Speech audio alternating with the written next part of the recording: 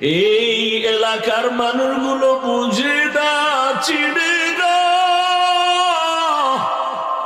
ও আল্লাহ, ওদের হেদায়েত দাও।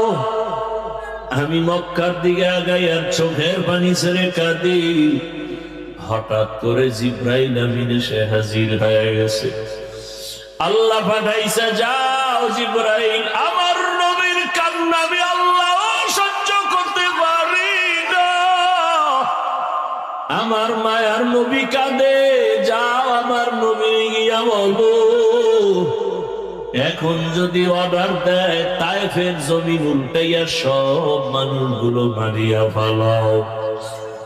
কেমন মায়ার নবী! মায়ার নবী বলে, ভাই জিবরাইল, তায়েফের মানুষের মারিও